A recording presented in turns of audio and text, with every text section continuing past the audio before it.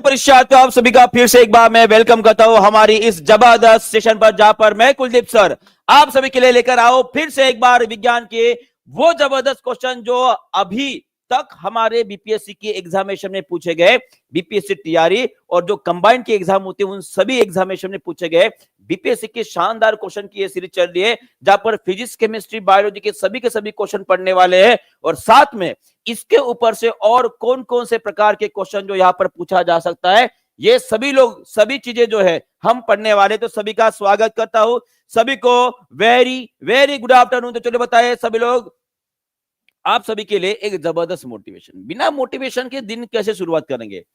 देखिए, आप सभी के लिए है जो खुद को डीमोटिवेटेड मान रहे हैं ना, उनको लग रहा है कि बहुत बुरे दिन चल रहा है। कितने लोगों को लग रहा है कि बहुत बुरे दिन चल रहे हैं? एक बार हाथ ऊपर कर देंगे। उन सभी बच्चों के लिए, उन सभी अभ्यर्थियों के लिए एक शायरी है। शाखें रही तो फूल और पत्ते भी आएंगे, शाखें रही तो फूल और पत्ते भी आएंगे। ये दिन भले आज बुरा है, कल अच्छे दिन भी आएंगे। और जो अच्छे दिन लाना चाहता है उसके पास एक ही रास्ता है, वो है मेहनत। खुद के मेहनत के ऊपर इतना भरोसा कर दो कि भगवान अल्लाह, जिस ईश्वर को भी आप मानते हो, वो खुद बोलेगा कि भाई ले लो, आपकी मेहनत इतनी ज्यादा है कि मैं और नहीं रोक पाऊंगा, कि आपके कदमों पे आकर वो जो है आपकी जो भी इच्छा है वो आकर गिर जाएगी। और इसी के साथ, इसी मोटिवेशन के साथ और इसी जबरदस्त एक स्टार्टिंग के साथ सभी लोग सबसे पहले क्वेश्चन का आंसर करेंगे, जो हमारे 48 एंड 52 बीपीएससी में पूछा गया 2007-8 में। चलो बताओ, चलिए सभी लोग इसका आंसर करेंगे। इसका आंसर क्या रहेगा जी? बहुत बढ़िया क्वेश्चन है। Who was the inventor of radar? Radar system के बारे में हमने पढ़े हैं। रडार का आविष्कार करने वाले वैज्ञानिक आपके साइड में ही मैंने लगा के रखे हैं, बस आपको इनका नाम जानना है। वो नाम क्या है? सभी लोग कमेंट बॉक्स में लिख देंगे। चलो बताओ, जल्दी जल्दी आंसर करेंगे। लाइक शेयर कमेंट करते रहना है, आगे बढ़ते रहना है, ताकि जल्दी ही हम 2000 लाइव का टारगेट पूरा कर दे भाई। चलिए जी, चलो बताओ। मैं बहुत बढ़िया, कोई फ्लेमिंग बोल रहा है तो मैं आपको बताना चाहूंगा।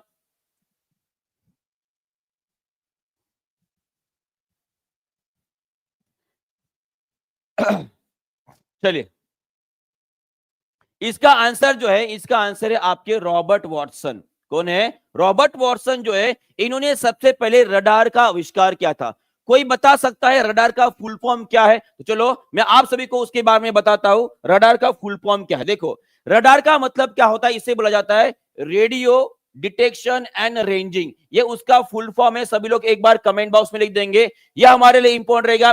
पीआरटी की एग्जामिनेशन देने वाले जितने भी अभ्यर्थी उन सभी के लिए रडार का फुल फॉर्म पूछा जा सकता है। रेडियो डिटेक्शन एंड रेंजिंग ये सिस्टम का नाम है। और इसमें आपके एक्चुअली कौन सी वेव्स का इस्तेमाल किया जाता है, यह भी आपको पूछा जाता है। कि इसमें जनरली रेडियो वेव्स का इस्तेमाल किया जाता है। किसका? रेडियो वेव्स का। और यहां पे ये जो फिनोमिना आपको नजर आ रहा है, ये रडार सिस्टम काम करती है आपकी रिफ्लेक्शन के ऊपर काम करती है। ये काम करती है आपके परावर्तन के ऊपर काम करती है। ये आपको ध्यान में रखना है, क्योंकि यहां से जब वेव्स हम निकालेंगे, रेडियो वेव्स, वो टकराएगी और जैसे ही वापस आएगी तो उससे हमें उस पर्टिकुलर ऑब्जेक्ट का जो हमके ऊपर हमला करने वाला है, या कोई भी ऑब्जेक्ट अगर हवा में उड़ रहा है, तो उसे हम डिटेक्ट कर पाए। और इसमें इस्तेमाल किया जाता है, फिर से आपको बताता हूं, रेडियो वेव्स का। रेडियो वेव्स का इस्तेमाल किया जाता है। रेडियो वेव्स की खासियत क्या होती है? कोई बता सकता है रेडियो वेव्स की खासियत क्या होती है? ये रेडियो वेव्स के बारे में हमने इलेक्ट्रोमैग्नेटिक वेव्स का जब हम स्पेक्ट्रम पढ़े थे, वहां पर मैंने आपको बताया था कि ये रेडियो वेव्स ऐसी तरंग है जिनका वेवलेंथ ज्यादा होता है। क्या ज्यादा होता है? वेवलेंथ, माने कि जिसे लैम्बडा बोलते हैं, वो ज्यादा होता है।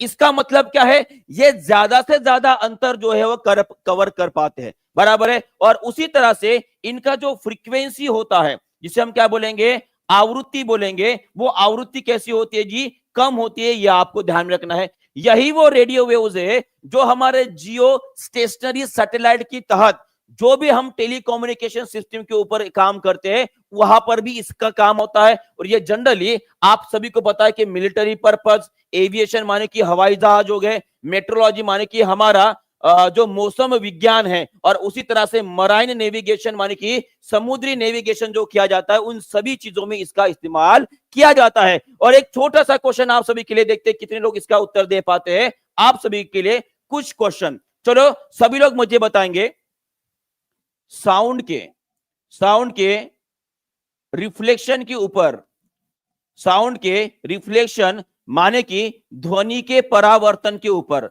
ध्वनि के परावर्तन के ऊपर काम करने वाले कोई भी 3 इंस्ट्रूमेंट मुझे बताओ जो हमारे बीपीएससी के एग्जामिनेशन में पूछे गए। पहला, दूसरा और तीसरा, कोई बता सकता है? साउंड के रिफ्लेक्शन के ऊपर काम करने वाले कोई भी 3 इंस्ट्रूमेंट या कोई भी 3 जानवर बता दीजिए, कोई भी 3 जानवर या कोई भी पशु बता दीजिए जो साउंड के रिफ्लेक्शन के ऊपर उनकी जिंदगी चल रही है। सबसे बड़ा उदाहरण जो है, जो अभी अभी आपने बताया था, वो कौन सा है जी? वो है आपका radar.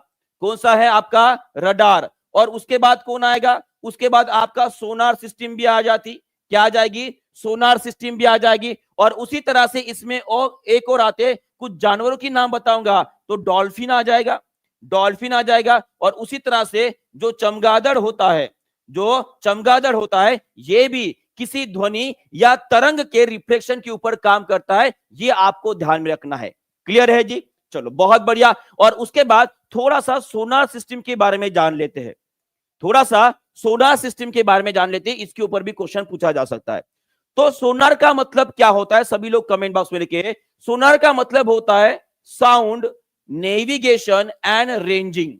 Sound navigation and ranging, ये आपको ध्यान में रखना है। और ये जनरली इसके ऊपर हमारे बीपीएससी टीआई 3.0 की री एग्जाम में क्वेश्चन पूछा गया है कि सोनार के एप्लीकेशन क्या क्या है। तो आपको ध्यान में रखना है, ये सोनार जो होता है भाई साहब, समुद्र के अंदर कोई भी अगर वस्तु घूम रही है तो उसको जानने के लिए, अगर समंदर के अंदर कोई बड़ा सा पत्थर है, कोई बड़ा सा आइसबर्ग छुपा हुआ है जिसके वजह से हमारी नाव को या जहाज को खतरा है, तो उसको ढूंढने के लिए, और उसी तरह से जो पनडुब्बियां होती है भाई साहब, उनको भी ढूंढने के लिए हम सोनार का सिस्टम का काम करता है। और ये सोनार भी हम साउंड के या वेव्स के रिफ्लेक्शन के ऊपर काम करता है। ये आपको ध्यान में रखना है। क्लियर है जी सभी को?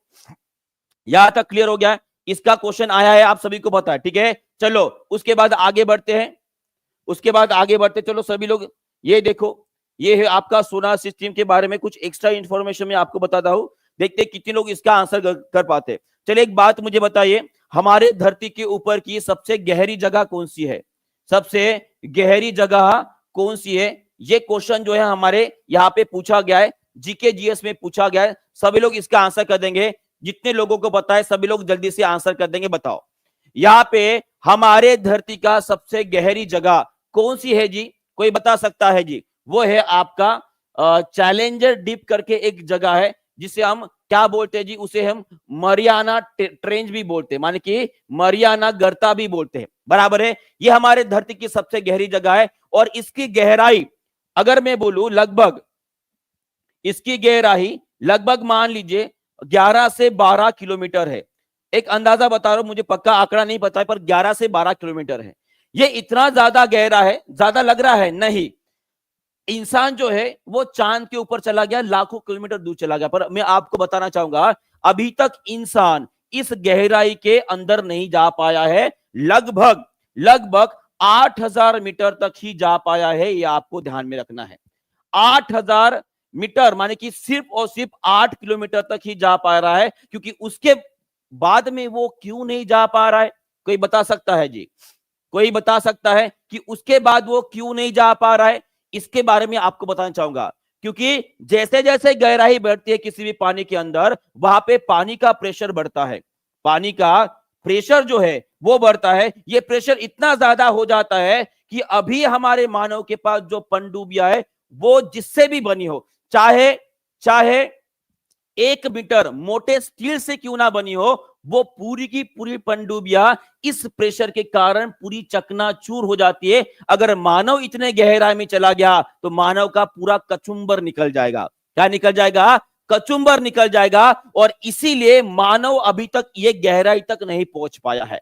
तो ये एक बड़ा शोकांकिका है हम मानव के लिए कि हम चांद, मंगल और सूरज पर जाने की बात कर रहे हैं, पर यह गहराई तक जाने का रास्ता अभी तक कोई ऐसा हमारे पास डिवाइस नहीं बना है। समझ रहे हो इस बात को? ठीक है, चलो आगे बढ़ते हैं। नेक्स्ट क्वेश्चन, चलो इसका आंसर कर देंगे। प्रेशर की बात निकल ही गई है, चलो प्रेशर के ऊपर भी थोड़ी सी बात कर लेते हैं, इसका भी आंसर कर देंगे। यह भी हमारे बीपीएससी में पूछा गया है, चलो सभी लोग इसका आंसर कर देंगे। इसका आंसर क्या रहेगा? बिहार 2012 में पूछा गया क्वेश्चन है। Why does nose bleeding occur in the high mountains? ऊंचे पहाड़ियों के ऊपर नासिका से रक्तस्राव होता है, क्यों होता है? बहुत बढ़िया, सभी लोग बहुत बढ़िया आंसर कर रहे हैं। रुधिर वाहिनियों का जो दबाव होता है बाह्य दबाव की तुलना में अधिक हो जाता है। The pressure in the blood vessel is higher than the external pressure. जी बहुत बढ़िया, the pressure at the higher altitude is high, ये नहीं होता है, हमने पढ़े कि प्रेशर कम हो जाता है। Blood pressure increases at the higher altitude, blood pressure decreases at the higher altitude. पहला जो बोला गया है the pressure in the blood vessel is higher than the external pressure, ये आपका एग्जैक्टली करेक्ट आंसर रहेगा। ऑप्शन नंबर ए जो है आपका सही उत्तर रहने वाला है, क्योंकि हमने क्या पढ़े हैं कि अगर कोई भी चीज, देखो एक बहुत बढ़िया कंसेप्ट है, ठीक है, अगर कोई भी चीज, मान लीजिए आपका मानव शरीर है, ये क्या है? आपका मानव शरीर है, ठीक है, गोले के समान एक मानव शरीर है, और इसके ऊपर, हमारे शरीर के ऊपर कितना प्रेशर होता है? जी कोई बता सकता है क्या? हमारे मानव शरीर के ऊपर कितना प्रेशर होता है? कितना होता है, कोई बता सकता है? ये होता है लगभग 1 एटमॉस्फेरिक प्रेशर होता है। कितना होता है? 1 एटमॉस्फेरिक प्रेशर होता है। पर इस प्रेशर के वजह से हमारी बॉडी के ऊपर कोई इफेक्ट नहीं होता। इसका मतलब क्या होता है? जितना प्रेशर बाहर से लग रहा है उतना ही प्रेशर अंदर से भी लग रहा है। 1 एटमॉस्फेयर अगर बाहर से प्रेशर लग रहा है तो 1 एटमॉस्फेरिक प्रेशर ये हमारे अंदर से जो ब्लड वेन्स है, जो हमारे ऑर्गन से, उसके द्वारा लगाया जा रहा है, और इसीलिए हमारी बॉडी एक शेप में है। पर अगर क्या होगा, इस बॉडी को मैंने स्पेस में भेज दिया, मान लीजिए हमारे रामलाल जी जो है, इनको अभी धरती के ऊपर रहने की इच्छा नहीं हो रही है, और उनको जो है अगर मैंने स्पेस पे भेज दिया, ये है हमारे रामलाल जी, उनको बढ़िया सा सूट बूट पहना के जो है उनको मैंने स्पेस में भेज दिया। अब जब ये स्पेस में चले जाएंगे तो ये हमारे रामलाल जी है, बराबर है, तो इनके शरीर के अंदर का प्रेशर कितना है? 1 एटमॉस्फेयर है, और बाहर कितना प्रेशर है जी? 0। तो क्या हो जाएगा? इनका शरीर भाई साहब इस तरह से बम की तरह फूल जाएगा, और एक पॉइंट पर आकर जो है वो ब्लास्ट हो जाएगा। क्या हो जाएगा? ब्लास्ट हो जाएगा। ये पूरा का पूरा कमाल किसके वजह से हुआ है? ये हुआ है प्रेशर के कम वजह से। जैसे ही प्रेशर हो गया कम, भाई साहब धड़ाम धूम, क्लियर है? और इसीलिए जैसे जैसे हम ऊंचाई पे बढ़ते हैं, हमने यही पढ़े हैं कि उस पे जाकर जो है हमारा प्रेशर कम हो जाता है।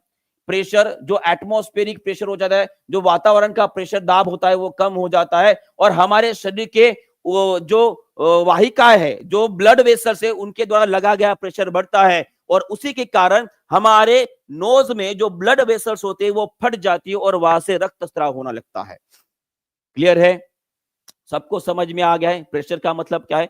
तो प्रेशर से ये भी हमने पढ़े हैं कि जैसे जैसे प्रेशर बढ़ता है, सभी लोग मुझे बताएंगे कि जो पानी का क्वथनांक है, जो पानी का क्वथनांक है वो भी क्या हो जाएगा? चलो बताएंगे सभी लोग। जैसे जैसे हम ऊपर बढ़ते हैं तो प्रेशर क्या होने लगता है जी? प्रेशर हो जाता है आपका कम हो जाता है, बहुत कम हो जाता है। तो पानी के क्वथनांक के ऊपर असर क्या करेगा? वो बढ़ेगा कि घटेगा? चलो सभी लोग आंसर करेंगे जी। आंसर देते समय जो है सोचना नहीं है ज्यादा, क्योंकि ये बातें सब कुछ हमारी क्लियर हो गई है। प्रेशर अगर बढ़ता है तो क्वथनांक माने कि बॉइलिंग पॉइंट बढ़ेगा। प्रेशर अगर घटता है तो ऑब्वियस है क्वथनांक माने कि बॉइलिंग पॉइंट भी घटेगा। तो इसी के वजह से हमने पढ़े हैं कि अगर मैं माउंट एवरेस्ट पे चले जाऊं तो वहां पे हमारा पानी का क्वथनांक कितना होता है? कोई बता सकता है क्या? मैंने आप सभी को पढ़ाया है कि माउंट एवरेस्ट पर जाने के बाद पानी का क्वथनांक या बॉइलिंग पॉइंट कितना हो जाता है, वो हो जाता है लगभग 69.9 डिग्री सेल्सियस हो जाता है। माने कि केवल 70 डिग्री सेल्सियस के आसपास पानी आपका उबलने लगेगा। एक और बात आपको क्लियर कर दूं भाई साहब, ये अगर आपको समझ में आ गया है, जब आप स्पेस में चले जाओगे ना, जब स्पेस में चले जाओगे तो आप सभी को पता है कि हमारे ब्लड में क्या होता है, मैक्सिमम पानी होता है। क्या होता है? पानी होता है। और इसी पानी को जब आप स्पेस में चले जाओगे तो प्रेशर इतना कम हो जाता है कि इस रामलाल जी का जो हार्ट के अंदर ब्लड रहेगा ना, ब्लड रहेगा, वो उबलने लग जाएगा, वो उबलने लग जाएगा। इतना कम, माने कि 0 एटमॉस्फेरिक प्रेशर के ऊपर अगर आपने किसी भी पानी का अगर वो प्रेशर ला लिया तो भाई साहब पानी वहां पे उबलने लग जाएगा। माने कि पूरी बॉडी आपकी उबलने लग जाएगी और क्या हो जाएगी, हो जाएगी। क्लियर है? चलो, बहुत बढ़िया कंसेप्ट था। इसके बारे में और बताने की इच्छा हो रही है, पर फिलहाल ठीक है, नेक्स्ट भी क्वेश्चन लेना है। चलो नेक्स्ट क्वेश्चन आप सभी के लिए, बिहार एपीओ 2009 में पूछा गया क्वेश्चन है। चलो इसका भी आंसर कर देंगे सभी लोग। चलिए सब लोग इसका आंसर करेंगे। सोनार बहुत अधिक उपयोग में लाते हैं, बिहार के एग्जामिनेशन में, हमारे एग्जामिनेशन में पूछा गया है। इसका आंसर कर देंगे सभी लोग।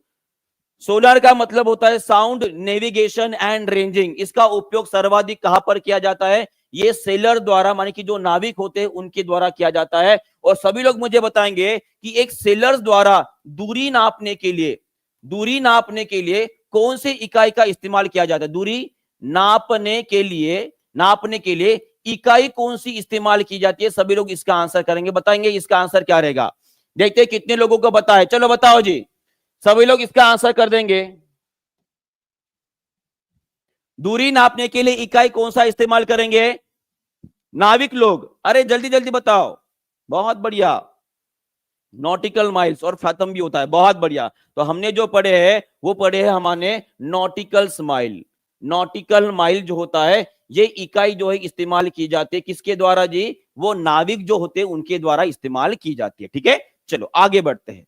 नेक्स्ट क्वेश्चन आप सभी के लिए, आरआरबी एनटीपीसी 2018 में पूछा गया क्वेश्चन है। और आप सभी ने शायद आरआरबी का पेपर भी जो है वो फॉर्म फिलअप किया होगा, जल्दी ही उसका पेपर भी होने वाला है। तो ये सेशन केवल बीपीएससी वाले ही नहीं, जिन लोगों ने आरआरबी का फॉर्म भरा है उनके लिए भी बहुत ही ज्यादा महत्वपूर्ण रहने वाला है। ये भी आपको ध्यान में रखना है, क्योंकि हर वो क्वेश्चन विज्ञान में लिया जा रहा है, वो हर एक किसी ना किसी एग्जामिनेशन में पूछा जाता है। बराबर है? चलो इसका आंसर करेंगे। सोनार तकनीक का आविष्कार किसने किया था? कोई बोल रहा है B B B B B B. बहुत बहुत बढ़िया। तो इसका आंसर रहेगा आपका, बिल्कुल सही बात, लेविस निक्सन। कौन है जी? लेविस निक्सन वो वैज्ञानिक है जिन्होंने सोनार तकनीक का जो है वो उसने आविष्कार किया था। कोई मुझे बताता है कि गैलीली नाम के जो वैज्ञानिक है, इन्होंने क्या खोज कर निकाला? चलो सभी लोग कमेंट बॉक्स में लिखेंगे। गैलीली इन्होंने कौन सा आविष्कार जो है भाई साहब किया था? और उसी तरह से आइजैक न्यूटन जो है, ये कौन से आविष्कार के लिए सबसे ज्यादा फेमस है? चलो बताओ जी। बहुत बढ़िया, दूरबीन। किसकी खोज की थी? दूरबीन की खोज की थी। बहुत बढ़िया। और उसी तरह से आइजैक न्यूटन साहब आपके चाचा जी के पर चाचा जी है भाई साहब वो। चलो बताओ, न्यूटन जी ने सबसे ज्यादा, जी बिल्कुल, अगर आपको पता है तो आइजैक न्यूटन जनरली फेमस है हमारे गुरुत्वाकर्षण का जो उन्होंने नियम दिया था, लॉ ऑफ ग्रेविटेशन जो दिया था, उसके लिए फेमस है। क्लियर है जी? क्लियर है? उसके बाद उसके लॉज ऑफ मोशन भी है। ये बहुत सारी बातें, माने कि न्यूटन को अगर पूरे विज्ञान का फादर भी बोल दोगे तो ये भी कोई कम नहीं होगा, वो है एक्चुअली। बराबर है? बहुत बढ़िया। एप्पल सबको पता है ना, एप्पल। क्लियर है? चलो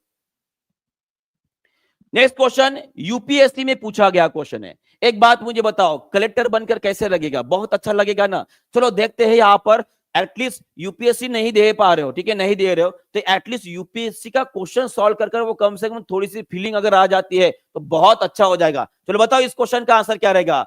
सोनार is primary use for which purpose? अगर आपने देखा है तो ये क्वेश्चन एक्चुअली मैंने इसे मॉडिफाई कर दिया हमारे बीपीएससी के फॉर्मेट में, पर इसी के जैसा सेम टू सेम क्वेश्चन हमारे बीपीएससी में पूछा गया है। कितने लोग इस बात को मानते हैं या कितने लोगों को यह पता है कि सेम टू सेम क्वेश्चन हमारे बीपीएससी में आया है कि नहीं आया है? आया है कि नहीं आया है? Ground minerals, underground objects, detecting line mines, इसका आंसर क्या रहेगा जी? चलो बताओ, है ना? पूछा है कि नहीं पूछा है? पूछा है जी। तो इसका आंसर क्या रहेगा जी? सभी लोग एक बार कमेंट बॉक्स में जरूर लिख देंगे। बहुत बढ़िया। तो ये क्वेश्चन जो है आप सभी के लिए मैं होमवर्क दे रहा हूं, इसका आंसर आप सेशन खत्म होने के बाद कमेंट बॉक्स में जरूर लिख देंगे। क्लियर है? एकदम इजी क्वेश्चन है, हर कोई कर देगा और यहाँ पे आंसर भी दे रहे हो। ठीक है, चलो नेक्स्ट क्वेश्चन आप सभी के लिए, इसका आंसर कर देंगे सभी लोग।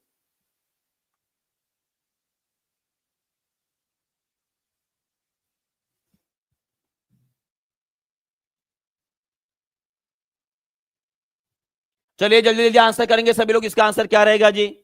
सोनार waves are generally of which type? Sonar waves are generally of which type? Infrared रहेगा, रेडियो वेव्स रहेगी, कि अल्ट्रासोनिक रहेगा? बहुत ही बढ़िया क्वेश्चन है। सोनार वेव्स कौन से प्रकार की वेव्स है? इंफ्रारेड है, रेडियो वेव्स है, या अल्ट्रासोनिक वेव है? बहुत बढ़िया, सभी लोग सही उत्तर कर रहे हैं जी। तो एक बात मुझे बताएंगे कि ये जो सोनार वेव्स होती है, इनकी आवृत्ति ज्यादा होती है या भाई साहब इनका तरंग दैर्घ्य ज्यादा होता है? इनकी आवृत्ति ज्यादा होती है या तरंग दैर्घ्य ज्यादा होता है? तो इसका आंसर तो आप सभी ने कर दिया, ये आपकी अल्ट्रासोनिक वेव है। कौन सी है? अल्ट्रासोनिक वेव है। और हमने पढ़े हैं अल्ट्रासोनिक वेव्स वो वेव्स होती है जिनकी आवृत्ति क्या होती है जी? उनकी आवृत्ति क्या होती है? 20,000 हर्ट्ज से ज्यादा रहेगी। 20,000 हर्ट्ज से ज्यादा रहती है, बराबर है। और वही अगर मैं इंफ्रारेड वेव्स की बात करता हूं तो भाई साहब ये कैसे रहेगी? इनकी जो फ्रीक्वेंसी होती है वो 20 हर्ट्ज से भी क्या रहेगी? कम रहेगी। अगर आपको पूछा जाता है कि ये जो सोनार वेव्स होती है, जो एक प्रकार की अल्ट्रासोनिक वेव्स होती है, तो सोनार वेव्स की फ्रीक्वेंसी क्या रहेगी? तो आपका आंसर क्या रहना चाहिए? वो 20,000 हर्ट्ज से ज्यादा होती है। क्या होती है? 20,000 हर्ट्ज से ज्यादा होती है, माने कि उनका तरंग दैर्घ्य क्या रहेगा जी? ये कम रहेगा। और आवृत्ति कैसी रहेगी? ज्यादा रहेगी। कैसे रहेगी? ज्यादा रहेगी। क्लियर है? चलिए जी, बहुत जबरदस्त आंसर। चलो नेक्स्ट क्वेश्चन आप सभी के लिए। The range of laboratory thermometer is between? ये क्वेश्चन जो है एक्चुअली सीटेट में पूछा गया क्वेश्चन है, यह हमारे सीटेट के एग्जामिनेशन में पूछा गया है। पर हो सकता है इस बार तापमान के ऊपर एक क्वेश्चन पूछा गया था, जहां पे आप सभी को बताओगे, सभी लोग आंसर करेंगे कि हमारे ह्यूमन बॉडी का जो तापमान होता है, तापमान, सामान्य तापमान कितना होता है? सामान्य तापमान कितना होता है? ये आप डिग्री सेल्सियस और डिग्री फ़ारेनहाइट और उसी के साथ डिग्री केल्विन तीनों इकाई में लिख देंगे। तो यहां पे आंसर जो बताया गया, इसका आंसर क्या रहेगा जी? इसका आंसर रहेगा माइनस, सभी ने दे दिया है जी, बहुत बढ़िया बहुत बढ़िया। इसका आंसर रहेगा -10 डिग्री सेल्सियस से लेकर 110 डिग्री सेल्सियस, ये आपका करेक्ट आंसर रहेगा। और हमारे ह्यूमन बॉडी का, हमारे शरीर का सामान्य तापमान जो होता है, एवरेज तापमान, अगर डिग्री सेल्सियस में लिखूं वो होता है 37 डिग्री सेल्सियस। अगर डिग्री फ़ारेनहाइट में लिख रहा हूं तो वो होता है 98.6 डिग्री फ़ारेनहाइट। और वही अगर मैं डिग्री केल्विन में लिख रहा हूं तो वो होता है आपका 310 डिग्री केल्विन होता है। तो इतनी सारी बातें आपको ध्यान में रखना है। और उसी तरह से एक और तापमान के ऊपर क्वेश्चन पूछा गया है, वो है आपका एब्सोल्यूट टेम्परेचर कितना होता है? एब्सोल्यूट टेम्परेचर कितना होता है? चलो ये भी लिख देंगे डिग्री सेल्सियस और डिग्री केल्विन में। चलो जल्दी जल्दी आंसर कर लो सभी लोग।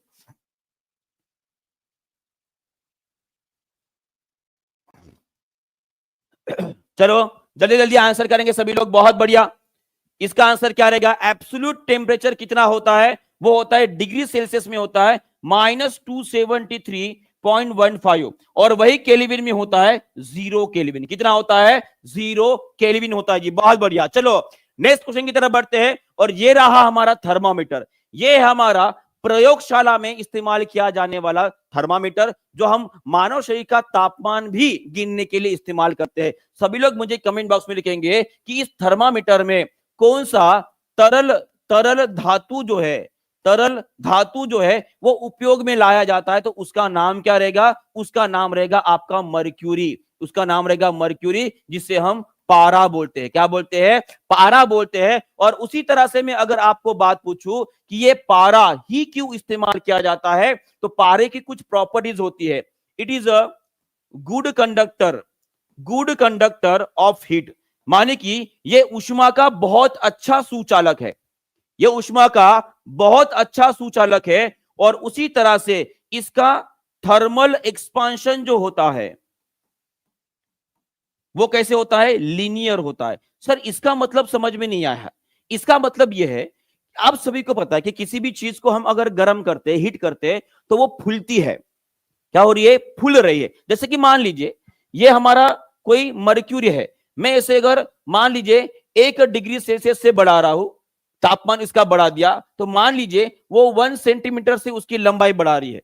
अगर मैं 2 डिग्री सेल्सियस से उसे गर्म कर दिया, तो उसका 2 सेंटीमीटर से लंबाई बढ़ रहा है। इसका मतलब क्या है? जितना ज्यादा तापमान बढ़ाओगे उसी रेशियो में उसका लंबाई या उसका जो वॉल्यूम होता है वो बढ़ते जाता है। और इसे ही हम क्या बोलते हैं? इसे ही बोलते हैं हम थर्मल एक्सपांशन। और इसीलिए जनरली तापमान गिनने के लिए हम पारे का इस्तेमाल करते हैं।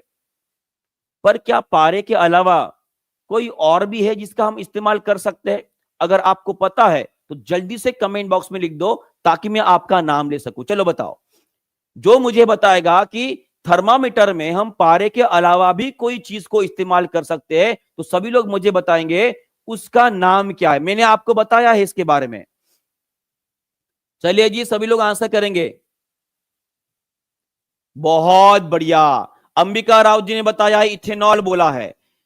प्रिलित जी ने बताया इथिल अल्कोहल, बहुत बढ़िया। सची यदुवंशी ने बताया है अल्कोहल, बहुत बढ़िया। तो याद रखिएगा, हम पारे के अलावा यहां पे हम इथेनॉल या अल्कोहल का भी इस्तेमाल कर सकते हैं।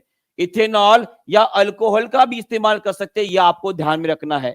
सर इसका इस्तेमाल क्यों करना पड़ता है? क्योंकि हम सभी ने पढ़ा है पारा हमारे मानव शरीर के लिए घातक होता है। पारा हमारे मानव शरीर के लिए घातक होता है, पॉइजनस होता है। सभी लोग कमेंट बॉक्स में लिखेंगे अगर पारा हमारे मानव शरीर में चला जाए तो हमें कौन सी बीमारी हो सकती है। ये क्वेश्चन जो है कल ही मोना मैम ने आपको पढ़ाया था, मुझे पता है, मैं क्लास देखते रहता हूं, मुझे भी पसंद है उनका क्लास। चलो बताओ, सभी लोग कमेंट बॉक्स में लिखेंगे कि अगर पारा हमारे शरीर में चला जाए तो उसके वजह से कौन सी बीमारी होती है जी? वो होती है आपकी मीनामाटा। बहुत बढ़िया, उसका नाम है मीनामाटा नाम की बीमारी होती है, जो हमारे नर्वस सिस्टम को फेल कर दे और अनकॉन्शियसली हम रहने लगते हैं। बराबर है? बहुत बहुत खूबसूरत। ठीक है, चलो नेक्स्ट क्वेश्चन की तरफ बढ़ते हैं। ये हमारा क्लिनिकल थर्मामीटर। क्लिनिकल मतलब इसे बोलेंगे हम डॉक्टरी थर्मामीटर। इसे हम क्या बोलेंगे? डॉक्टरी थर्मामीटर बोलेंगे। और ये डॉक्टरी थर्मामीटर जनरली हम, भाई साहब आपने देखा होगा, कोई बगल में रखता है और कोई मुंह में डालता है। ठीक है, तो ऐसा कभी नहीं होता कि कोई बगल वाला उठा के भाई साहब मुंह में डाल दे। ये ऐसा कभी नहीं होगा। तो अक्सर जब कभी भी आप दवाखाने में जाओगे तो जो आपको थर्मामीटर दिया जाता है कुछ इस तरह से आपको नजर आएगा। तो पहले पूछ लीजिएगा उनको ये बगल में रखना है कि मुंह में डालना है। ठीक है, अगर मान लीजिए बगल वाला अपने मुंह में डाल दिया तो भाई साहब खट्टा खट्टा लगेगा। ठीक है, तो थोड़ा सा सावधान रहेगा जब दवाखाने में जाओगे। ठीक है, हाँ, तो ये है आपका डॉक्टरी थर्मामीटर।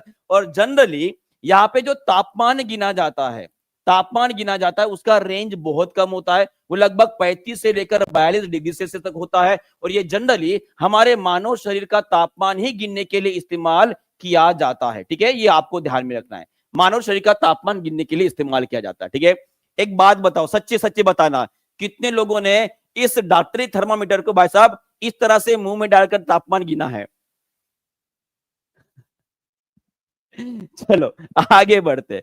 नेक्स्ट क्वेश्चन आप सभी के लिए 38 बीपीएससी 1992-93 में पूछा गया है। वही same to same question BPSC में ही, एई में 2001 में पूछा गया। आंसर कर देंगे। चलो इसका आंसर कर देंगे सभी लोग। Pasteurization is a process in which, अभी जल्दी ही जितने क्वेश्चन हमने पढ़े हैं उसके ऊपर जो थोड़ा सा एक छोटा सा ब्रेक वाला, इंटरवल वाला एक जो है रैपिड फायर लेने वाला हो। ठीक है, सब लोग उसके लिए भी तैयार रहेंगे। ठीक है, तो इसका आंसर क्या रहेगा जी? इसका आंसर होता है कि पहले दूध को अच्छे से गर्म कर लो। लगभग 90-95 डिग्री सेल्सियस तक गर्म कर लो। गर्म करने के बाद उसको सडनली कूल करना है, सडनली अचानक से ठंडा कर देना है। तो इसी प्रोसेस को क्या बोला जाता है? पाश्चराइजेशन बोला जाता है। और सभी लोग कमेंट बॉक्स में मुझे लिखेंगे कि ये पाश्चराइजेशन प्रोसेस जो होती है, इसके बारे में बताने वाले वैज्ञानिक का नाम कौन सा है? वो कौन से वैज्ञानिक थे जिन्होंने पाश्चराइजेशन ये विधि ढूंढ के निकाली है? और ये पाश्चराइजेशन एक्चुअली उनके नाम पर ही रखा गया है। ठीक है, इससे फायदा क्या होगा जी? बिल्कुल बताता हूं। देखो पाश्चराइजेशन में होता क्या है, देखो आपको बताता हूं। सबसे पहले ये वो वैज्ञानिक है जिनका नाम है लुईस पाश्चर। क्या है? Louis Pasteur. तो यहां पर एक बात आपको ध्यान में रखना है। देखिए यहां पर क्या होता है, जब जनरली दूध और बाकी चीजें जो होती है, ब्यूरेज होते हैं, उनको गर्म करके जो है अचानक से ठंडा किया जाता है ताकि वो लंबे समय तक टिके रहे। ये इसलिए किया जाता है क्योंकि पर्टिकुलर कुछ हार्मफुल बैक्टीरिया और उसी तरह से वो मरने के वजह से या उनकी लाइफ जो है भाई साहब उस टाइम पे कुछ बैक्टीरिया मर जाएंगे और उसके वजह से क्या हो जाएगा, उसके वजह से जो भी पदार्थ हमारे पास है उसकी लाइफ जो है वो बढ़ जाएगी। ठीक है, इसमें हमने ना ही कोई फूड प्रिजर्वेटिव डाला है, ना ही जिस तरह से मच्छर को मारने के लिए हम मॉर्टिन का इस्तेमाल करते हैं उसी तरह से दूध में कोई लिक्विड डालकर उन बैक्टीरिया को मारने के लिए भी हमने कोई इस्तेमाल नहीं किया है। सिंपल से नेचुरल प्रोसेस, गर्म करो और उसे अचानक से ठंडा कर दो, तो उसमें जो हार्मफुल बैक्टीरिया या कोई भी जीव होता है, पैथोजन होता है, वो मर जाएगा। पूरे के पूरे नहीं मरेंगे, कुछ मर जाएंगे। और इसीलिए आपने जनरली देखा होगा कि जब कभी भी दूध बनाया, जब दूध से दही बनाया जाता है तो पहले दूध को गर्म किया जाता है। कितने लोगों को यह बात पता है? जनरली जब कभी भी हम दूध से दही बनाते हैं तो उस टाइम पे पहले दूध को हीट किया जाता है, इसे गर्म किया जाता है, थोड़ा सा बॉईल करते हैं, उसके बाद उसे थोड़ा सा ठंडा करके उसके बाद उसके अंदर थोड़ा सा जो आपके पास दही अगर होगा वो डाल देते हैं। ये इसलिए किया जाता है क्योंकि दूध के अंदर अगर लैक्टोबैसिलस के अलावा दूसरे अगर ऑर्गेनिज्म से, ताकि वो मर जाए। और इस तरह से अगर आप विधि करोगे तो आपका जो दही बनता है वो बहुत ही अच्छे क्वालिटी का बनता है। कैसे बनता है? अच्छे क्वालिटी का बनता है। ये आपको ध्यान में है। क्लियर है? हाँ जी, बिल्कुल बिल्कुल। तो उसी तरह से, और आपको यह भी पता रहना चाहिए कि इनको जो है मॉडर्न इम्यूनोलॉजी सिस्टम का जो है फाउंडर भी बोला जाता है। क्यों बोला जाता है? क्योंकि लुईस पाश्चर जी ने सिर्फ दूध को गर्म करके ठंडा नहीं किया था। बोलोगे सर ये तो मेरी मम्मी भी कर लेते, मेरे पापा भी कर लेते। जी बिल्कुल, आप भी कर सकते हैं। क्यों कौन नहीं कर सकता है? दूध को गर्म करके कौन ठंडा नहीं कर सकता? हर कोई करता है। पर इन्होंने सिर्फ दूध को गर्म करके ठंडा नहीं किया भाई साहब, इन्होंने रैबिस के ऊपर वैक्सीन खोज के निकाली। कर सकते हो? कितने लोग कर सकते हैं? नहीं कर पाओगे। क्या आप एंथ्रेक्स के ऊपर जानते हो? एंथ्रेक्स की वैक्सीन खोज के निकाली। उसी तरह से जो कोलेरा होता है भाई साहब, जिसे हम हैजा बोलते हैं, इसकी भी वैक्सीन विकसित करने वाले वैज्ञानिक वो थे हमारे लुईस पाश्चर जी। कौन थे? लुईस पाश्चर जी थे। ये आपको ध्यान में रखना है। चलो वायरल पेज जी, अब नाम तो इन्होंने नहीं लिखा है पर आपका बर्थडे है तो सभी लोग जो है वायरल पेज जी को एक बार हैप्पी बर्थडे बोल देंगे। मैंने wish you many happy returns of the day बेटा। अगर आप पढ़ाई कर रहे हो अच्छे से तो आपकी मेहनत इस बार रंग लाए और इस बार आप जो भी चाहते हो वो आपके कदमों पे आकर गिर जाए। चलो आगे बढ़ते हैं। नेक्स्ट क्वेश्चन आप सभी के लिए बताओ, इसका आंसर क्या रहेगा? मच्छर। बहुत बढ़िया। देखो यहां पे मैं बताऊं, मैं ये क्लास लेने को इतनी मजा क्यों आती है? क्योंकि हर कोई एक दूसरे को जानता है और हर कोई एक दूसरे को सपोर्ट करता है, मोटिवेट करता है। और यही बात मुझे आप सभी की बहुत ही प्यारी लगती है ना? एक क्लास में अगर हम पढ़ रहे हैं तो एक दूसरे को सपोर्ट देना, एक दूसरे को आगे लेकर जाना, ये हमारा कर्तव्य बनता है। बहुत बढ़िया जी, बहुत बढ़िया। चलो इसका भी आंसर कर देंगे। मलेरिया के संरचना के लिए उत्तरदायी वाहक कौन सा होता है? चलो बताओ। संचरण है, संरचना नहीं है, संचरण है, माने कि ट्रांसमिशन के लिए कौन होता है? एकदम इजी क्वेश्चन है जी, हमारे बीपीएससी में पूछा गया। फीमेल एनाफिलस मॉस्किटो होता है। और इसीलिए मलेरिया को क्या बोला जाता है जी? मलेरिया को क्या बोला जाता है? ये एक प्रकार का वेक्टर जनित रोग है। कैसा है? वेक्टर जनित रोग होता है। वेक्टर जनित रोग का मतलब ये होता है कि जब कभी भी कोई डिसीज एक इंसान या एक इंसान से दूसरे इंसान में फैलता है, किसी एक कीड़ा या किसी भी जीव के माध्यम से उसे वेक्टर जनित रोग बोला जाता है, बराबर है। और उसी तरह से सभी लोग मुझे कमेंट बॉक्स में लिख के बताएंगे कि क्यूलेस मॉस्किटो के वजह से कौन सी घातक बीमारी होती है। अगर मैं, चलिए सभी लोग इसका आंसर कर देंगे, बाकी भी बताऊंगा, पहले इसका आंसर कर देंगे जी, बहुत बढ़िया। और उसी तरह से मलेरिया होने का कारण कौन सा होता है, वो होता है आपका एक प्रकार का प्रोटोजोआ है, एक प्रकार का प्रोटोजोआ होता है जिसे हम प्रजीव बोलते हैं, एक प्रकार का प्रजीव होता है, उसका नाम भी सभी लोग कमेंट बॉक्स में लिख देंगे। चलो बताओ, क्यूलेक्स के वजह से कौन सी होती है जी, बहुत बढ़िया, बहुत बढ़िया। एडिस के वजह से होता है आपका डेंगू, बराबर है जी हाँ। फाइलेरिया, बहुत बढ़िया। हाथी पाव होता है, क्या होता है, हाथी पाव होता है, सभी ने एक कॉमन बता दिया। प्रोटोजोआ का नाम क्या है, उसका नाम है प्लाज्मोडियम, उसका नाम क्या है, प्लाज्मोडियम है, ये आपको ध्यान में रखना है। और बीपीएससी में इस बार क्वेश्चन आया था कि मलेरिया के जो प्लाज्मोडियम होते हैं, मलेरिया के प्लाज्मोडियम जो होते हैं वो अपनी संख्या कहां पर बढ़ाते हैं, कहां पर बढ़ाते हैं, माने कि ह्यूमन ऑर्गन ऐसा कौन सा है, हमारे मानव शरीर का ऐसा कौन सा अंग है जहां पर प्लाज्मोडियम अपनी रिप्रोडक्शन कर अपनी संख्या बढ़ाता है। उस ऑर्गन का नाम बीपीएससी ने आंसर दिया है, उसका नाम है स्प्लीन। उसका नाम क्या है, स्प्लीन, मान कि इसे बोलेंगे हम प्लीहा, क्या बोलेंगे, प्लीहा। क्लियर है, क्लियर है। चलो बहुत बढ़िया, आगे बढ़ते हैं। और ये रहे मच्छर, उनके बारे में हमने कल ही पढ़ा था। अगर मैं एडिस की बात करता हूं तो एडिस की वजह से सबसे बड़ा जो बीमारी है वो चिकनगुनिया और डेंगू होता है। क्या होता है, चिकनगुनिया और डेंगू जो होता है। एनाफिलिस के वगैरह अगर पूछा जाए तो उसके वजह से होता है आपका मलेरिया। और क्यूलेक्स के बारे में अगर पूछा जाता है तो क्यूलेक्स के वजह से सबसे बड़ा डिसीज जो होता है वो होता है, जिसके बारे में शायद पूछा जाए, वो होता है आपका वेस्ट नाइल फ्लूअर। कौन सा होता है, वेस्ट नाइल फ्लूअर। और तीनों मच्छर के वजह से होने वाला एक कॉमन डिसीज कौन सा है। चलो सभी लोग आंसर कर लेंगे, इसका आंसर क्या रहेगा कि एडिस मॉस्किटो, उसके बाद एनाफिलिस मॉस्किटो और जो क्यूलेस मॉस्किटो है, इन तीनों के वजह से होने वाला एक कॉमन डिसीज कौन सा है, तो उसका नाम रहेगा आपका हाथी पाव। उसका नाम रहेगा आपका हाथी पाव, जिसे हम फिलारियासिस भी बोलते हैं। क्या बोलते हैं, फिलारियासिस भी बोलते हैं। ये आपको ध्यान में रखना है। क्लियर है।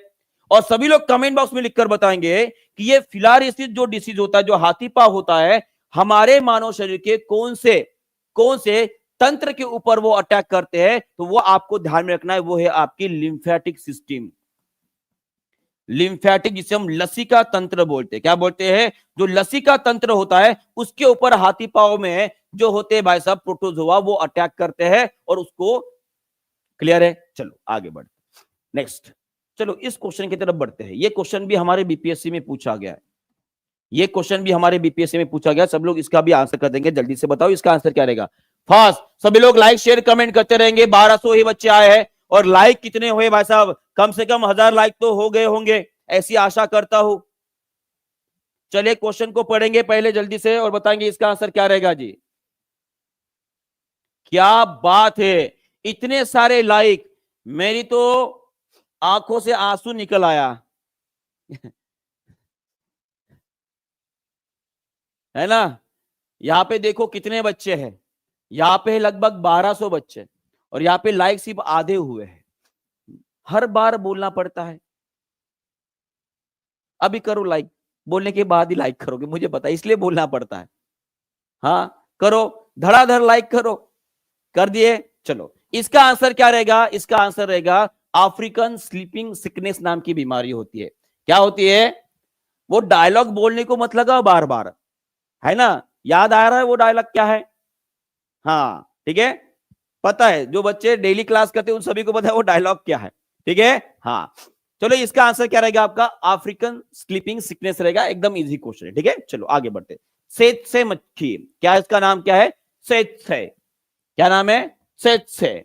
चलो आगे बढ़ते हैं नेक्स्ट। चलो रैपिड फायर के लिए कौन तैयार है, एक बार हाथ ऊपर कर लेगा जी। थैंक यू, जिन्होंने पहले लाइक किया है बहुत बहुत धन्यवाद आपका। ठीक है, पर अभी जो लाइक कर रहे हैं बच्चों, ठीक है, बार बार बोलना पड़ता है।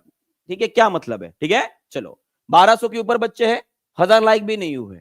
ओके बहुत बढ़िया आपका बोलना सर हमारा मोटिवेशन होता है जी, बहुत बढ़िया। चलो तो मोटिवेशन बरकरार रहना चाहिए, मोटिवेशन बरकरार रहना चाहिए और रैपिड रिवीजन भी चलते रहना चाहिए। ठीक है, चलो तो सबसे पहला क्वेश्चन रैपिड रिवीजन का पहला, चलो यहां पर लिखा गया है। सबसे पहला क्वेश्चन आप सभी के लिए बताओ इसका आंसर क्या रहेगा। यहां पे पूछा गया है कि कौन सी प्रक्रिया से समुद्री जल से नमक प्राप्त किया जाता है, तो उसका आंसर रहेगा आपका इवेपोरेशन, मान के बाष्पकरण से। कौन सा?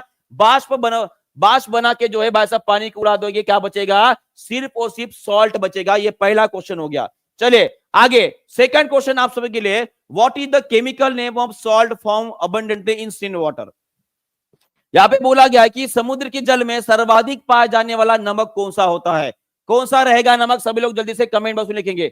सेशन खत्म नहीं हुआ है, सेशन और लंबा चलने वाला है। तो यहां पर सिर्फ मैं रैपिड फायर इन बिटवीन ले रहा हूं ताकि जो हमने क्वेश्चन पढ़े उनकी भी रिवीजन हो जाए और जो नए क्वेश्चन पहले ही पढ़ चुके हैं उनकी भी रिवीजन। तो इसका आंसर क्या रहेगा? इसका आंसर रहेगा आपका सोडियम क्लोराइड, जो खाने का नमक है वो रहेगा। चलो नेक्स्ट, थर्ड नंबर का क्वेश्चन आप सभी के लिए ये रहा, परमाणु संख्या 2 वाले तत्व का प्रतीक क्या होता है जिसका एटॉमिक नंबर 2 है? भाई साहब वो कौन है? चलो बताओ जी, सभी लोग जल्दी जल्दी आंसर करेंगे। भाई साहब ये क्या हो रहा है? चलो जल्दी जल्दी, what is the symbol of element having the atomic number is equal to 2? Atomic number का मतलब क्या होता है जी? एटॉमिक नंबर का मतलब होता है जिसमें नंबर ऑफ प्रोटॉन की संख्या, नंबर ऑफ प्रोटॉन की संख्या कितनी है, और प्रोटॉन की संख्या 2 वाला कौन सा एलिमेंट है जी? वो है आपका हेलियम। कौन है? हेलियम। बहुत बढ़िया। चलिए थर्ड क्वेश्चन की तरफ हो गया। फोर्थ क्वेश्चन आप सभी के लिए बताओ इसका आंसर क्या रहेगा? फास्ट सभी लोग आंसर करेंगे। इसका आंसर क्या रहेगा? इसका आंसर क्या रहेगा? निम्नलिखित में से किस विटामिन के कमी की वजह से रक्त का थक्का बनना देरी से होता है? तो इसका आंसर रहेगा आपका विटामिन के। क्या रहेगा? विटामिन के। ये हो गया आपका चौथा क्वेश्चन। पांचवें नंबर का क्वेश्चन आपकी स्लाइड के ऊपर, हाइड्रोजन परऑक्साइड का साधारण नाम क्या है? हाइड्रोजन परऑक्साइड का साधारण नाम क्या है? सभी लोग इसका आंसर करेंगे। ब्लीच होता है, बेकिंग सोडा होता है, जिप्सम होता है कि बोरैक्स होता है? चलो ये क्वेश्चन भी हमने पहले भी पढ़ चुके हैं। सब लोग जल्दी से इसका आंसर कर देंगे। इसका आंसर क्या रहेगा? फास्ट जल्दी जल्दी आंसर करेंगे जी, हमें आगे बढ़ना है और भी बहुत सारे क्वेश्चन लेने हैं। ठीक है, तो यहीं पे रुकना नहीं है। ठीक है,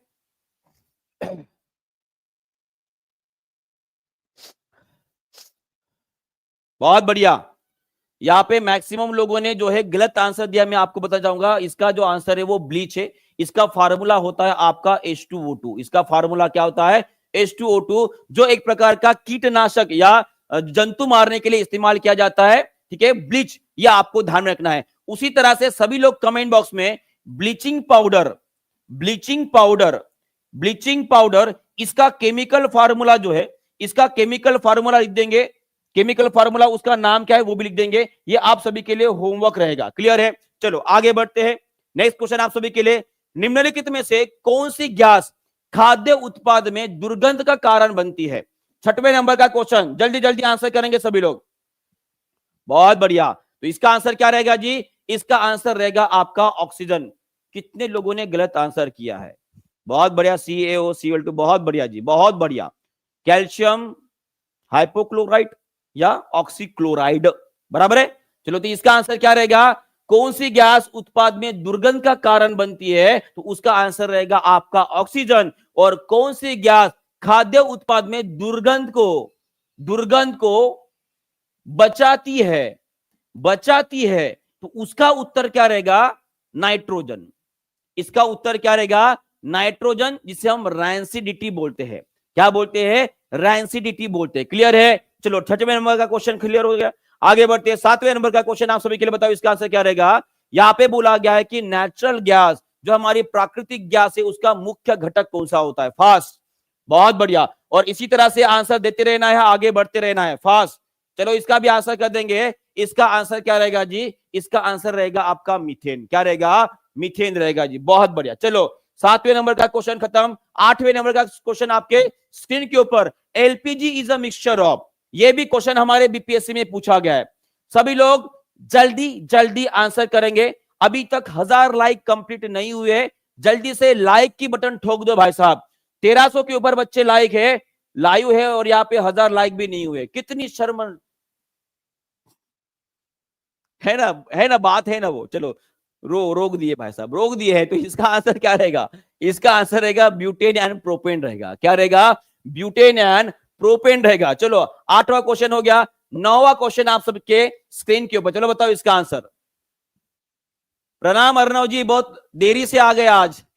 इंद्रधनुष के रंगों में सबसे लंबी तरंग दैर्घ्य किस रंग की होती है? लंबा तरंग दैर्घ्य बोला गया है, लंबा तरंग दैर्घ्य बोला गया है, तो भाई साहब वो रहेगा आपका रेड। कौन सा रहेगा? Red is the correct answer. और वही अगर सबसे छोटा तरंग दैर्घ्य अगर पूछा जाता है और आपके पास यही जो है वह यही अगर ऑप्शन है, तो उसमें से क्या आंसर करोगे? ये आप सभी के लिए होमवर्क रहेगा। और जितने मैं होमवर्क बताता हूं सभी लोग ईमानदारी से इसे सॉल्व करेंगे, ठीक है? चलो, और पहले रैपिड रिवीजन के सेशन का आखिरी का 10वां क्वेश्चन, चलो बताओ इसका आंसर क्या रहेगा? यह क्वेश्चन हमारे बीपीएससी में पूछा गया है जी। भौतिकी का एक ऐसा नियम पूछा गया है जहां पे बोला गया है कि अगर दो विद्युत आवेश है, दो विद्युत आवेश है, इन दोनों के बीच का जो फोर्स ऑफ अट्रैक्शन होता है या दोनों के बीच का फोर्स ऑफ रिपल्शन होता है, उस लॉ को क्या बोला जाता है जी? बहुत बढ़िया, इसे कूलम्स लॉ बोला जाता है। क्या बोला जाता है? कूलम्स लॉ बोला जाता है। बहुत बहुत गजब। और सभी लोग अभी मुझे कमेंट बॉक्स में लिखकर बताएंगे कि भाई साहब इस 10 में से आपको कितने मार्क्स मिले हैं। और मैं आशा करता हूं कि 10 में से कम 8 मार्क तो आपको आए ही होंगे। अगर नहीं आए हैं तो फिर से एक बार रैपिड रिवीजन होगा, वहां पे 10 में से 10 आपको ले। बहुत बढ़िया अभिषेक जी, बहुत बढ़िया, 9th मिल रहा है, क्या बात है। 10 में से 10 मिलना ही चाहिए, यही हमारा टारगेट रहेगा। पूरे में से पूरे ही क्वेश्चन को तोड़ना है। ऐसे तोड़ो, ऐसे तोड़ो, उसको भाई साहब कुचुम्बर निकाल लो, ठीक है? चलो चलते हैं हमारे मेन सेशन के ऊपर फिर से एक बार। चलो चलो इसका आंसर कर देंगे। अभी थोड़ा सा साइलेंट हो जाएंगे सभी लोग, कोई भी वॉलेंट नहीं होगा, आराम से इन क्वेश्चंस को पढ़ेंगे। चलो बताओ इसका आंसर क्या रहेगा? Most important question for your BPSC TRE 4.0। चलो बताओ इसका आंसर क्या रहेगा? बहुत बढ़िया जी, इसका आंसर क्या रहेगा? इसका आंसर रहेगा आपका हैजा। हैजा जो होता है वो दूषित पानी से फैलता है। और आप सभी को लोग बताएंगे ये हैजा जो होती है भाई साहब, ये जीवाणु से बीमारी होती है, ये जीवाणु जन्य बीमारी है या विषाणु जन्य बीमारी है, ये सभी लोग कमेंट बॉक्स में लिखेंगे। और उसी तरह से ये कोलेरा जो जिसे हम हैजा बोलते हैं, हमारी छोटी आंत को ये इन्फेक्ट करता है। किसे करता है? छोटी आंत को इन्फेक्ट करता है। और जिसके वजह से 2 नंबर शुरू हो जाते हैं और 2 बार दोनों भी भाई साहब चलते रहता है, आना जाना चालू रहता है। और इसकी वजह से हमारी हालत पतली हो जाती है, ये आपको ध्यान में रखना है। तो सभी लोग देखो, यहां पर जो विषाणु बोला आपको बताता हूं, ये जीवाणु जन्य बीमारी होती है। कैसी होती है? जीवाणु जन्य बीमारी होती है। और जो हमारे छोटी आंत के ऊपर इफेक्ट कर हमारा जो हाजमा है वो बिगाड़ देती है, बराबर है। और उसी तरह से सभी लोग मुझे बताएंगे कि ये दूषित जल के वजह से फैलने वाली एक और बीमारी मैंने आपको बताया था, जो बहुत ही ज्यादा इंपॉर्टेंट है हमारे परीक्षा के दृष्टिकोण से। वो कौन सी है जी? वो है आपकी जॉन्डिस। कौन सी है? जॉन्डिस, जिसे हम क्या बोलते हैं? पीलिया बोलते हैं। क्या बोलते हैं? पीलिया बोलते हैं। और ये जॉन्डिस या पीलिया, ये कौन सी बीमारी है जी? ये पीलिया, जिसे हम हेपेटाइटिस भी बोलते हैं भाई साहब, ये एक प्रकार की विषाणुजन्य बीमारी है। और इसके वजह से ये कौन सी है? विषाणुजन्य बीमारी है। और ये विषाणुजन्य बीमारी जो है भाई साहब, हमारे कौन से ऑर्गन को इन्फेक्ट करती है? ये हमारे लीवर को इन्फेक्ट करती है, ये आपको ध्यान में रखना है। और उसमें हमारा शरीर पूरा पीला पीला हो जाता है। तो ये पीलापन जो आता है, ये पीलापन जो आता है, एक पदार्थ बनता है, एक सब्सटेंस बनता है हमारे लीवर में, उसकी मात्रा बढ़ जाती है। वो पदार्थ कौन सा है आप सभी को पता है? कमेंट बॉक्स में जरूर लिख दीजिएगा, ठीक है? चलो आगे बढ़ते। मैं मैक्सिमम टू मैक्सिमम क्वेश्चन जो है आपकी ओर से ही लाने की कोशिश कर रहा हूं, ताकि आप अपने दिमाग के ऊपर जो है थोड़ा सा प्रेशर डालें और वो चीजें जो है आप ऑटोमेटिकली, क्योंकि हर बात अगर मैं बताऊंगा तो मेरे पढ़ाने का मतलब नहीं रहेगा, ठीक है? तो आप शिक्षक बनने वाले हो, इस बात को अच्छे से जानते हो। तो मैक्सिमम चीजें खुद होकर बताने की कोशिश करेंगे सभी लोग, ठीक है? मेरे बताने के या पूछने के पहले ही, ओके? चलो, ये हो गया आपका कोलेरा, ठीक है? और ये नेक्स्ट क्वेश्चन आप सभी के लिए, pathogen causes the disease malaria. चलो, अच्छा कितना इजी क्वेश्चन है, बताओ ये बीपीएससी में कितनी बार क्वेश्चन पूछा गया है? बिलीरुबिन, बहुत बढ़िया जी, ये क्वेश्चन बहुत बार पूछा गया है। और मलेरिया ऐसे लगता है कि जिसने पेपर निकाला है अभी तक टीआरई के, उसको बार बार उसके घर में किसी ना किसी सदस्य को जो है मलेरिया होता रहता है, ऐसे लगता है। हर बार मलेरिया के ऊपर क्वेश्चन पूछा जाता है। तो इसका आंसर क्या रहेगा जी? इसका आंसर रहेगा आपका प्रोटोजोआ। क्या उत्तर रहेगा? प्रोटोजोआ। एक बात मुझे बताइए, ये क्वेश्चन आपने पढ़ा होगा, ऐसा कौन सा पेड़ है, ऐसा कौन सा पेड़ है जो मलेरिया की दवाई के लिए इस्तेमाल किए जाते हैं? कोई बता सकता है? इसका नाम है सिंकोना। इसका नाम क्या है? सिंकोना। और ये सिंकोना जो पेड़ है, इसका कौन सा ऐसा पार्ट है, ऐसा कौन सा पार्ट है जिससे हम मलेरिया की भाई साहब दवा बना सकते हैं? चलो जी, सभी लोग आंसर करेंगे जी। बहुत बढ़िया, ये सभी को पता है कि सिंकोना नाम का एक पेड़ है। जी हाँ, बहुत बढ़िया, बहुत बढ़िया। चलो, मैक्सिमम लोग जो है आंसर कर रहे हैं छाल। इसके सिंकुना पेड़ की जो छाल होती है भाई साहब, उस छाल से हम क्या करेंगे? मलेरिया की दवाई बना सकते हैं। क्लियर है जी? बहुत बढ़िया, बहुत बहुत बढ़िया, बहुत बढ़िया। चलो आगे बढ़ते हैं। नेक्स्ट क्वेश्चन, इसका आंसर कर देंगे। Which organ in the body is responsible for the filtering the blood and trapping the pathogens? यहां पे पूछा गया है कि हमारे शरीर में कौन सा ऐसा अंग होता है जो फिल्टर के लिए मदद करता है और रोगजनक जो होते हैं उनको फंसाने का काम करता है? सभी लोग इसका आंसर करेंगे, सभी लोग जल्दी से आंसर करेंगे। बहुत बढ़िया क्वेश्चन है ये, और इसका आंसर जो है मैं बोल रहा हूं 90% लोग गलत करने वाले हैं। 90% लोग गलत करने वाले हैं। चलो बताओ जी, सभी लोग आंसर करेंगे, सभी लोग इसका आंसर क्या रहेगा? यहाँ पे पूछा गया है कि हमारे शरीर के अंदर ऐसा कौन सा अंग होता है जो रक्त का फिल्टर करने में मदद करता है और उसी तरह से रोगजनक जो होते हैं उनको रोकने का काम करता है? और यहां पर जिन जिन लोगों ने किडनी मारा है उनके गुर्दे छिल गए हैं भाई साहब, क्योंकि इसका आंसर किडनी नहीं है, इसका आंसर प्लिया है। अब बताओ किन किन लोगों के गुर्दे छिल गए हैं? क्योंकि देखो यहाँ पे फिल्टर की बात आ गई तो ऑब्वियसली आपके दिमाग में आना यह जरूरी है कि ब्लड को फिल्टर करने का काम हमारी किडनी करती है, पर रोगजन या पैथोजन जो होते हैं उनको रोकने का काम कौन करती है? हमारी स्प्लिया करती है। अब बोलोगे सर स्प्लीन जो है ये ब्लड कैसे फिल्टर करती है? देखो हमने पढ़े हैं, हमारे ब्लड में होते हैं आरबीसी। क्या होती है? आरबीसी। ये जब मर जाते हैं तो भाई साहब ये कहां पर जाके मरते? एक छोटा सा ऑर्गन होता है हमारा जिसका नाम है प्लिया। तो ये प्लिया क्या करता है? जो मरी हुई आरबीसी है वो भेजता है आपके लीवर के पास। किसके पास भेजेगा? लीवर के पास। और जो अच्छे आरबीसी होते हैं वो पुनः आपके ब्लड में चले जाते हैं। माने कि ये फिल्ट्रेशन का तो काम कर रही है, मरे हुई आरबीसी को अलग करना और जो जिंदा आरबीसी होती है उनको अलग करना, ये काम कौन करता है? प्लीहा करता है। कौन करता है? प्लीहा करता है। क्लियर हो गया यहाँ पे? तो ये फिल्ट्रेशन आपको समझ में आ गया है जी। ओके, चलो बहुत बढ़िया। तो ये आपको समझ में आ गया, आगे बढ़ते चलो। और ये आप देख पा रहे हो हमारे शरीर की जो हमारा जो पेट होता है उसके जस्ट साइड में लिवर को लगकर जो है एक छोटा सा ऑर्गन होता है जिसे हम बोलते हैं प्लिया या स्प्लीन बोलते हैं। अगर यहाँ पर आप देख पा रहे हो बड़ा, तो ये रहा आपका प्लिया जिसे हम स्प्लीन बोल रहे हैं। क्लियर है जी? चलो आगे बढ़ते नेक्स्ट। और फंक्शन ऑफ प्लिया बहुत सारे, देखो यहाँ पे सबसे बड़ा जो फंक्शन आपको बताया था वो आरबीसी का बताया था, मरी हुई आरबीसी को अलग करता है। और उसी तरह से ये कुछ लिम्फोसाइट्स भी पैदा करते हैं। लिम्फोसाइट्स ये एक प्रकार की डब्ल्यूबीसी होती है। लिम्फोसाइट एक प्रकार की डब्ल्यूबीसी होती है जो जनरली कैंसर जनित जो सेल्स या कोशिकाएं होती है उनको मारने के लिए काम आता है। और उसी तरह से इन प्लिया के अंदर जो है प्लेटलेट जो होती है ना, प्लेटलेट्स हमारे ब्लड का ही एक अंग होता है, उसको भी वहां पे स्टोर किया जाता है। और उसी तरह से जो पैथोजेंस होते हैं जिनकी वजह से बीमारी होती है उनको भी फिल्टर कर कर ये फिल्टर कर कर किसमें डालती है? ये हमारी जो लिम्फेटिक सिस्टम है, हमारी जो लिम्फेटिक सिस्टम जिसे हम लसिका तंत्र बोलते हैं, उस लसिका तंत्र के पास भेजने का काम जो है जो हमारा प्लीहा करता है। क्लियर है? तो इतने सारे प्रकार जो है, इतने सारे काम जो ये प्लिया स्प्लीन हमारे शरीर के अंदर करता है। क्लियर है जी? चलो बहुत बहुत बढ़िया, आगे बढ़ते हैं। नेक्स्ट क्वेश्चन आप सभी के लिए बताओ। यहाँ पे क्वेश्चन पूछा गया हमारे बीपीएससी से, ऐसी कौन सी वाहिका है जो एक कोशी की मोटाई उसकी होती है?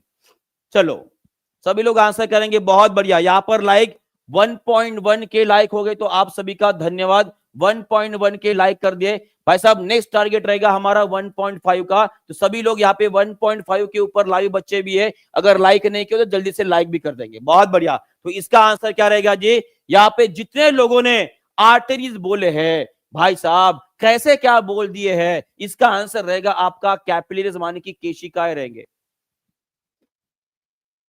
थिक का मतलब आपने सोच लिया मोटी, जी नहीं, मोटी नहीं, उसकी मोटाई आपको दी गई है केवल एक कोशिका वाली उसकी मोटाई है, माने कि बहुत ही पतली है, बहुत ही पतली मोटाई है उसकी। और सबसे कम मोटाई वाली जो वाहिकाएं होती है वो कौन सी होती है? वो कैपिलरीज होती है, जिसे हम केशिकाएं बोलते हैं।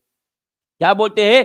केशिकाएं बोलते हैं। सबको समझ में आ रहा है जी? बहुत बढ़िया। और मैं आपको इसके बारे में थोड़ा सा डिटेल में बताना चाहूंगा। देखिए, ये है हमारी आर्टरीज, माने की है हमारी धमनियां, और ये है हमारी वेन्स, माने की हमारी नसें, बराबर है।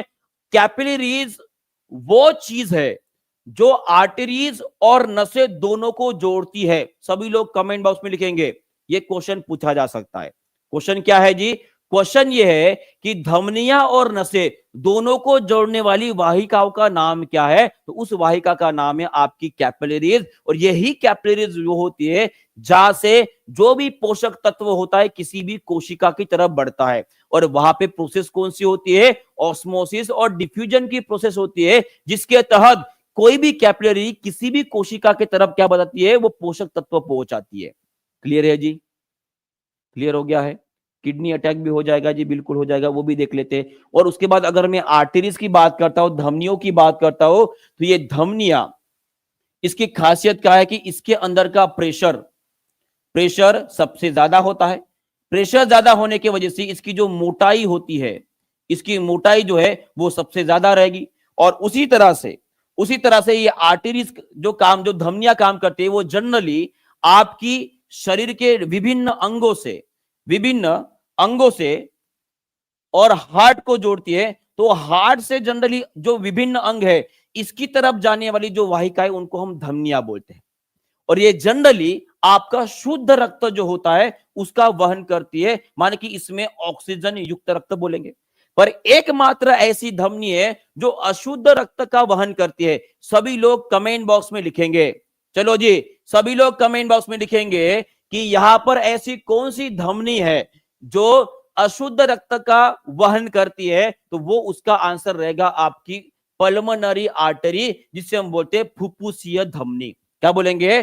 फुफ्फुसीय धमनी बोलेंगे। और वही अगर आपको क्वेश्चन पूछा जाता है कि हमारे शरीर की सबसे बड़ी धमनी का नाम क्या है, तो उसका नाम है आपका एओर्टा। ये है हमारे शरीर की सबसे बड़ी धमनी। कौन सी? जिसका नाम है एओर्टा, या इसे ही हम बोलते हैं महाधमनी। क्या बोलते हैं? महाधमनी बोलते हैं। क्लियर है जी? ये हो गया आपके आर्टरीज के बारे में। वेन्स के बारे में देख लेते हैं। वेन्स के अंदर का प्रेशर देखिए कितना कम है, लगभग 10 से लेकर 20 mm ऑफ Hg है। और वही अगर आर्टरीज का प्रेशर देखोगे तो वो लगभग 100 mm ऑफ Hg होता है। कितना होता है? 100 mm ऑफ Hg होता है। माने कि प्रेशर कितना ज्यादा है? लगभग 80 या 90 mm ऑफ Hg से भी कम है। अगर वेन की बात करूंगा तो ये कैसे होते हैं? उनकी दीवारें पतली होती है, उनके अंदर का प्रेशर कम होता है। और उसी तरह से अगर आपको पूछा जाता है कि एकमात्र ऐसी कौन सी शिरा है जो शुद्ध रक्त कैरी करती है, तो उसका आंसर रहेगा आपकी पल्मोनरी वेन। इसे हम बोलेंगे फुफ्फुसीय नस जो होती है वो कौन सा रक्त कैरी करती है जी? वो आपका ऑक्सीजनेटेड ब्लड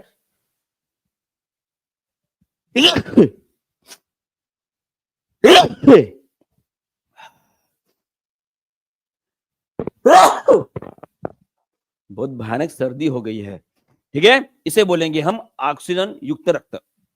क्लियर है जी? एक बात पूछू, छोटी सी बात है, सर्दी की बात निकल ही गई है तो एक बात बताओ, सर्दी जो है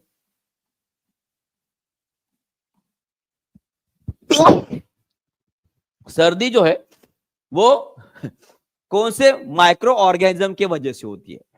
सर्दी जो है वो कौन से माइक्रो ऑर्गेनिज्म के वजह से होती है? तो इसका आंसर आप करोगे कि सर ये एक प्रकार के वायरस के वजह से होती है, विषाणुजन्य बीमारी है जी।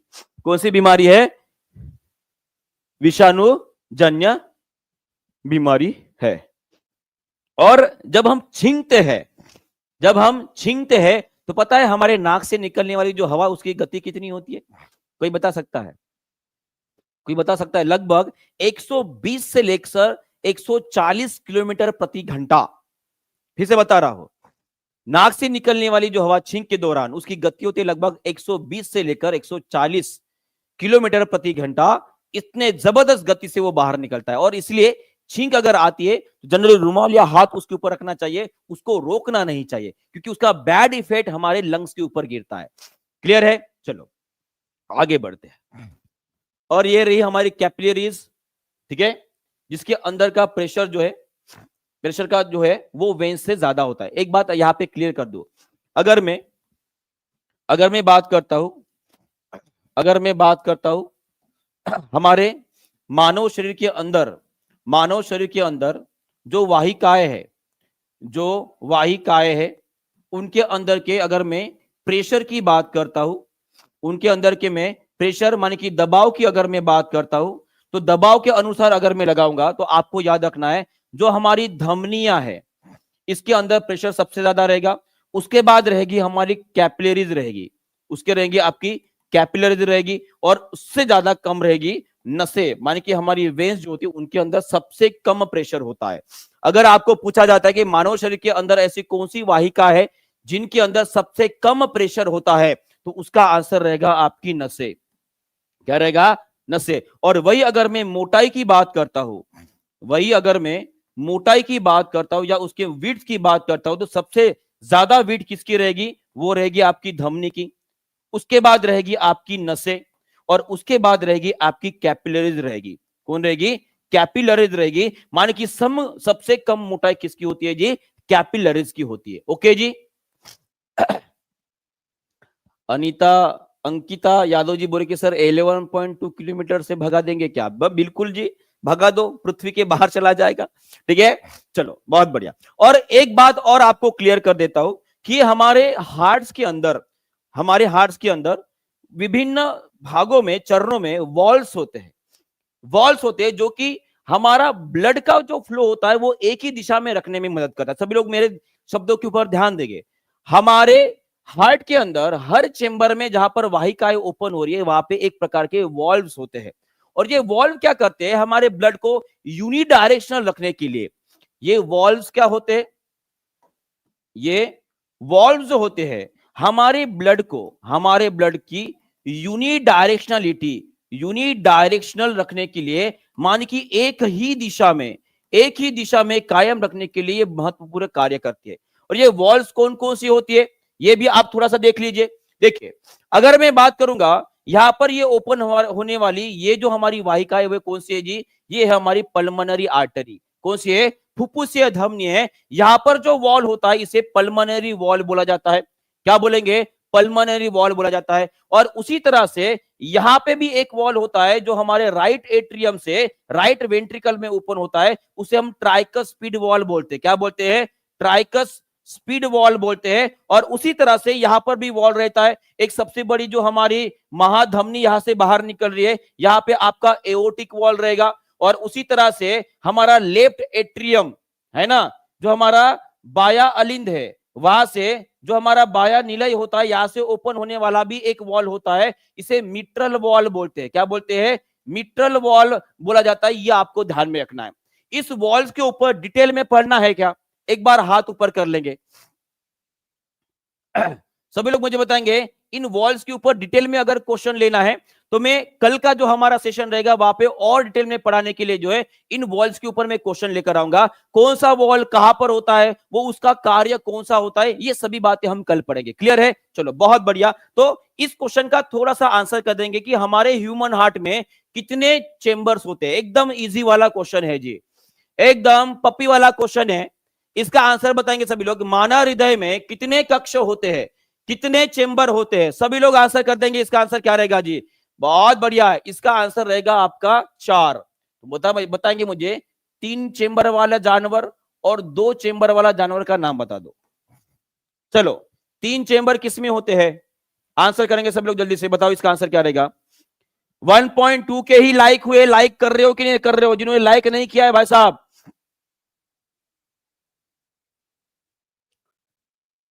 चलो सभी लोग एक बार लाइक ठोक देंगे अपनी सेशन को, ताकि 1.5 के का टारगेट हमारा कंप्लीट हो जाए। चलिए जी, बहुत बढ़िया, बहुत बढ़िया, बहुत बहुत बढ़िया। मछली के अंदर होते हैं 2 होते हैं या 3 होते हैं? और मेंढक के अंदर कितने होते हैं? चलो मछली के अंदर 2 ही रहेंगे ना, मछली के अंदर 2 ही रहेंगे। मेंढक के अंदर कितने होते हैं?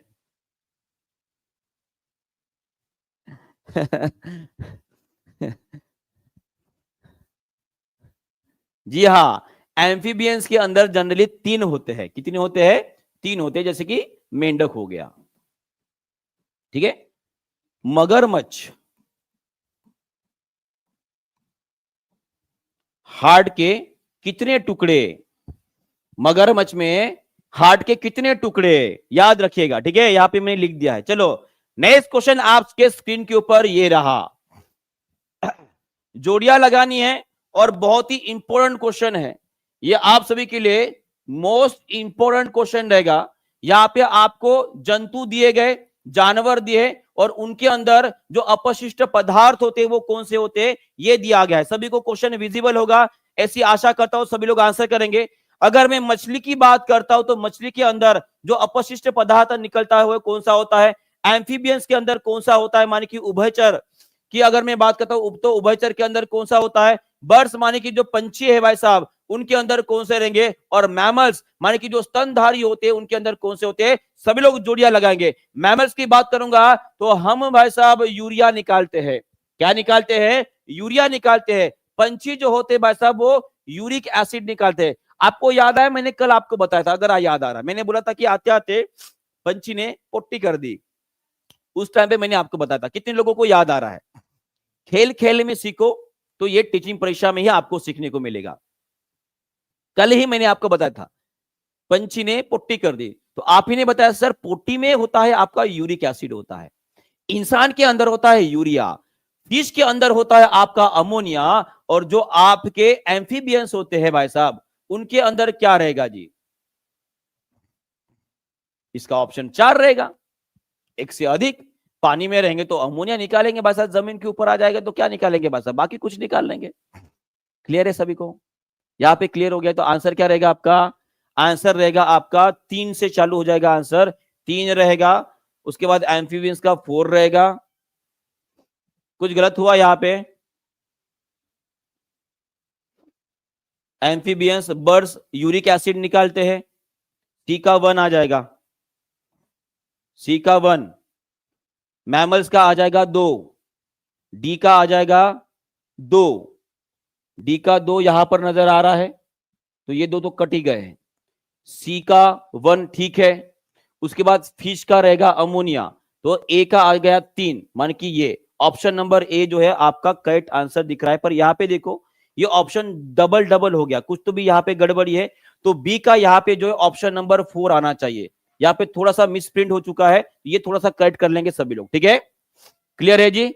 ओके, चलो इस क्वेश्चन का भी आंसर कर दो सभी लोग। ठीक है, और देखो फिश के अंदर अमोनिया निकलता है, सभी को पता है। यूरिया देने वाले मैमल्स होते हैं जनरली, जो स्तनधारी होते हैं उनके शरीर से निकलने वाला जनरली यूरिया होता है।